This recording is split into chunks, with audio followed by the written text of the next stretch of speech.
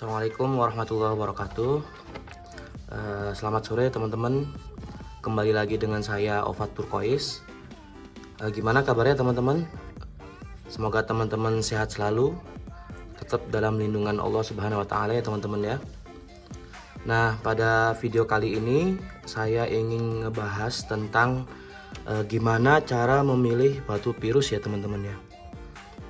Mungkin teman-teman semua sudah ada yang tahu cara, dan ada juga yang masih kurang paham cara memilih batu pirus. Di sini saya bukan ngajarin ya teman-teman ya, atau sok pinter, tapi sebagai sharing atau belajar bareng-bareng. Karena saya sendiri masih kurang dalam hal perpirusan ya teman-teman ya. Oke, kita mulai ya teman-teman ya. Dalam memilih batu pirus itu ada poin-poin penting ya teman-teman ya, yang harus teman-teman perhatikan. Yang pertama yaitu warna, kemudian yang kedua kejernihan, kemudian yang ketiga pengkatingan, kemudian yang kelima kebersihan teman-teman. Nanti kita bahas satu persatu ya teman-teman ya. Yang pertama yaitu warna. Dalam membeli batu pirus kita dapat melihat dari warnanya teman-teman. Pirus yang bermutu tinggi itu materialnya keras. Biasanya di angka 6 ya teman-teman ya untuk batu pirus kekerasannya.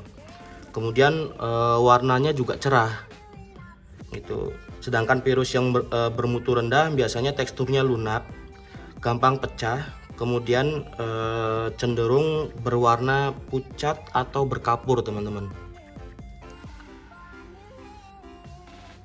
Untuk warna sendiri untuk pirus dia lebih dominan ke warna biru ya teman-teman ya. Jarang untuk yang berwarna hijau. Makanya di sini di dua warna ini untuk batu pirus harganya lumayan teman-teman, lumayan tinggi dia. Kemudian warna pirus juga bermacam-macam. Dia selain dua warna itu, selain biru sama yang hijau, ada juga yang gradasi, kemudian ada juga yang berwarna coklat, ada yang berwarna kuning, ada yang berwarna putih, tergantung dari jenis pirusnya sendiri. Ada yang dari Iran, ada yang dari Amerika, ada yang dari Cina. Nah itu karakternya berbeda-beda teman, punya karakter masing-masing di setiap negara itu. Kemudian yang kedua yaitu kejernihan. Nah untuk kejernihan di batu pirus sendiri sebenarnya untuk kejernihan ini teman-teman harusnya sih untuk menilai batu permata ya, untuk menilai batu permata seperti bacan, safir, jamrud, dan lain-lain. Untuk pirus sendiri yang dinilai yaitu si pirus atau si batu ini bisa kinclong atau enggak, kemudian bisa ngaca atau enggak.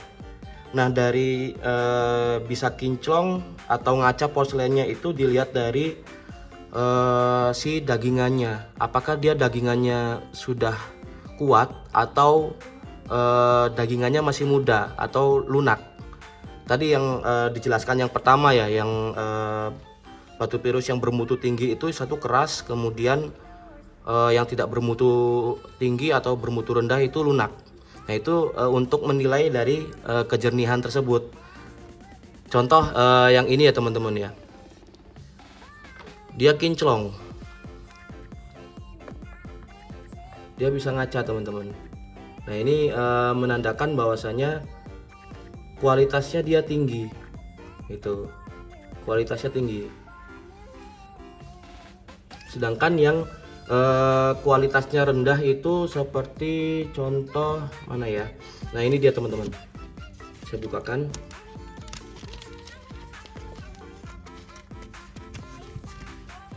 Dia warna biru, batu keras, cuma kurang gitu, maksudnya dilihat itu kurang menarik teman-teman. Porselennya kurang naik dia, beda sama yang ini. Bandingkan teman-teman ya, yang ini tampak cantik, tampak indah, yang ini ibaratnya kusem dia, karena yaitu kejernihannya kurang gitu ya teman-teman ya. Nah selanjutnya untuk yang ketiga yaitu cutting. Untuk cutting sendiri yang dinilai yaitu dari kesimetrisan si batu, apakah dia simetris atau tidak. Contoh mana ya? Contoh yang ini teman-teman. Dia bentuknya simetris. Bentuknya simetris dia. Maksudnya pengkatingan tuh penggosokan ya teman-teman ya. Jadi digosoknya itu bener-bener simetris. Tapi jangan salah, ada juga batu-batu virus yang tidak simetris. Salah satu contohnya dia ngerikil teman-teman. Karena saking lawasnya dia ngerikil, akhirnya apa? Si yang punya ini biarin aja, nggak usah di cutting lagi, biarkan seperti ini secara alami gitu. Nah itu nggak ada masalah. Tapi yang dilihat yang lainnya kayak warna, terus kejernihannya, itu yang dilihat juga gitu.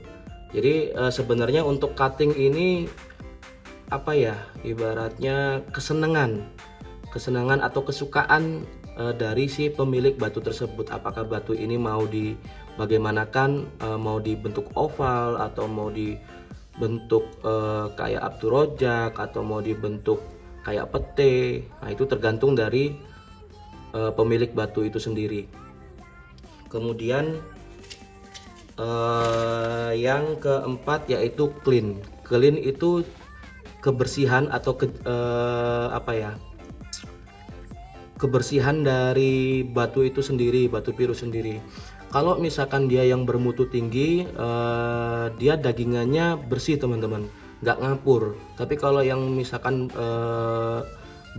bermutu rendah itu biasanya ngapur dia. Kenapa ngapur ya? Itu karena dagingannya masih muda, terus lunak, gampang pecah gitu teman-teman. Nah contoh yang bersih ya teman-teman ya. Di sini masih ada kapur, tapi dia kapurnya warna, bukan kapur putih teman-teman. Bedanya di situ. Kalau misalkan dia kapurnya putih, berarti menandakan bahwasannya kurang jernih, kurang bersih si batu itu. Terus selain dari kapur sendiri itu ada slag atau enggak, ada slab atau enggak, ada keretakan atau enggak. Nah itu yang dilihat di situ teman-teman. Kemudian dilihat dari cadasnya juga atau uratnya. Dia uratnya rapi atau enggak. Kemudian cadasnya atau uratnya itu gampang pecah atau enggak, rapuh atau enggak gitu teman-teman. Nah di situ yang perlu teman-teman perhatikan saat memilih virus. Nah ada juga kalau misalkan si virus ini sudah masuk ke dalam ikatan perak atau sudah diikat perak. Nah di situ ada juga yang namanya keselarasan daripada si batu virus dengan si ikatannya, apakah cocok atau tidak. Karena apa? Kalau misalkan tidak cocok juga, walaupun batunya bagus ya nggak bakal enak dilihatnya gitu teman-teman. Contoh ini,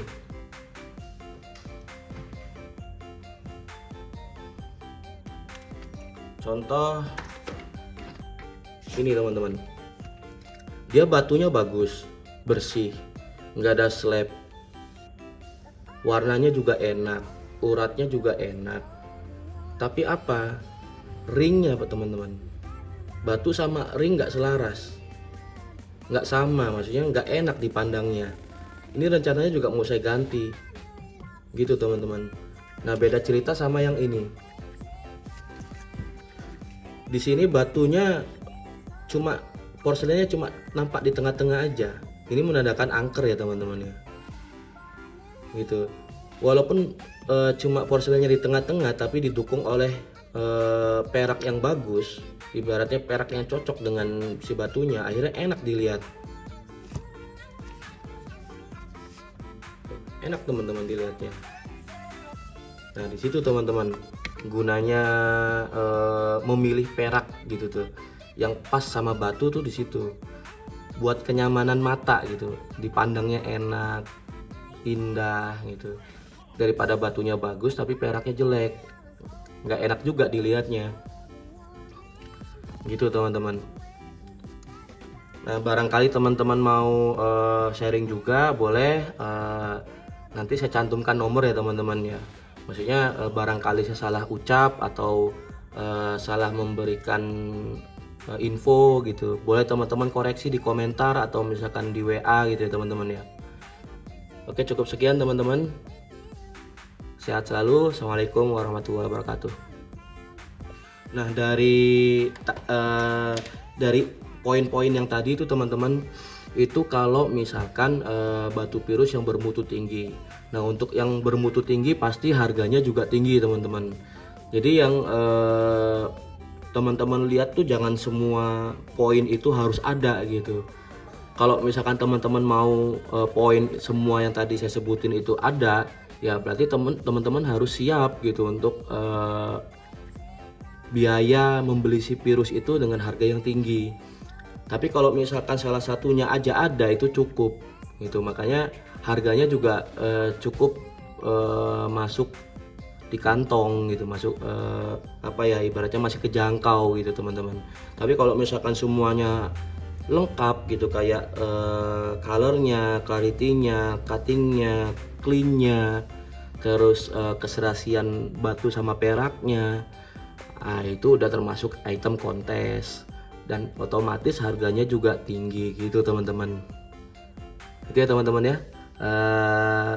Barangkali teman-teman ada komentar atau ingin sharing, atau misalkan saya salah memberikan informasi, boleh teman-teman komentar di bawah, atau teman-teman WA saya di nomor yang nanti saya cantumin di deskripsi. Itu ya teman-teman ya. Cukup sekian, sehat-sehat selalu. Assalamualaikum warahmatullahi wabarakatuh.